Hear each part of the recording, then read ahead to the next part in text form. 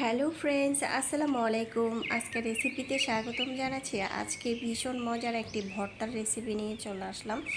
এই ভর্তাটা এভাবে তৈরি করলে এতটাই মজার হয় যেটা না খেলে বুঝতেই পারবেন না। আর একবার বানালে এভাবে বানাতে ইচ্ছে করবে, এতটাই মজার। তো আর কথা নয়, রেসিপি শুরু করছি। প্রথমে একটি প্যানের মধ্যে তেল দিয়েছি 1 চামচ। তেলের মধ্যে 1 চিমটি হলুদের গুঁড়া দিয়েছি আর চেপা শুটকিটাকে ভালোভাবে ধুয়ে পরিষ্কার করে নিয়েছি। প্রায় 4 পিস শুটকি এখানে হবে।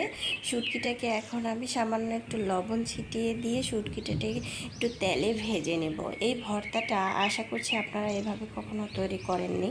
এই ভর্তাটা এতটাই ইয়ামি যা বলার বাহিরে। যাদেরকে তৈরি করে খাবেন তারাও ফ্যান হয়ে যাবে। আর বৃষ্টির মধ্যে যদি খিচুড়ি দিয়ে মজাদার শুটকির ভর্তাটা থাকে তাহলে কিন্তু আর কিছুই লাগে না, এতটাই মজার। আর পরিবারের সবাই চেটেপুটে খেয়ে নেবে।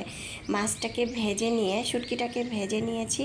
এটা ছিল ফেওয়া শুটকি, যেটা চেপা শুটকি বলে সেটা। আর এখানে আমি শুকনো মরিচ, তারপর হচ্ছে কাঁচা মরিচ, রসুন কুচি, পেঁয়াজ এগুলো একটু হালকা তেলে ভেজে নিয়েছি। আপনারা আপনাদের অনুযায়ী দিবেন, যতটুকু দিতে পারেন। আমি 1 কাপ পেঁয়াজ, রসুন, কাঁচামরিচ, তারপরে শুকনো মরিচ নিয়েছি। আর এখানে ধনে পাতা কুচিও দিয়ে দিলাম। আর যে শুটকিটা ভেজে নিয়েছি সেই শুটকিটা দিয়ে দিচ্ছি। আমি ব্লেন্ড করে নিচ্ছি, তবে আপনারা পাটায় বেটেও কিন্তু ভর্তাটা তৈরি করতে পারেন। এখন আবারও একটু লবণ দিয়ে দিচ্ছি। বাসায় বিট লবণ থাকলে সামান্য একটু বিট লবণ দিতে পারেন। পরিমাণ মতো লবণ দিলাম। দিয়ে তারপরে আমি এখানে সরিষার তেল দিয়ে দিচ্ছি। আমি কিন্তু সরিষার তেল তারপর আমি ব্লেন্ড করে নেব।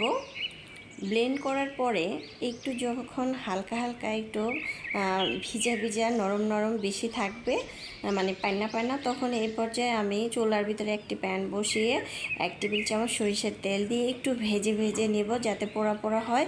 তাহলে ভর্তাটা খেতে কিন্তু অনেক বেশি মজার হবে। তারপর আমি একটি বাটিতে পরিবেশন করে নিয়েছি। মাশাআল্লাহ, দেখতে যেমন সুন্দর হয়েছে, খেতেও কিন্তু আলহামদুলিল্লাহ। এই ভীষণ মজার শুটকির ভর্তাটা এভাবে একদিন তৈরি করে খেয়ে দেখবেন, বাসার সবাই অনেক বেশি পছন্দ করবে।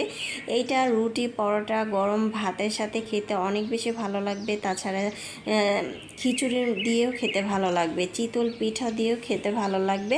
আশা করছি রেসিপিটি ভালো লেগেছে। ভালো লাগলে অবশ্যই চ্যানেলটা সাবস্ক্রাইব করে লাইক দিয়ে পাশে থাকবেন। আল্লাহ হাফেজ, এনজয়।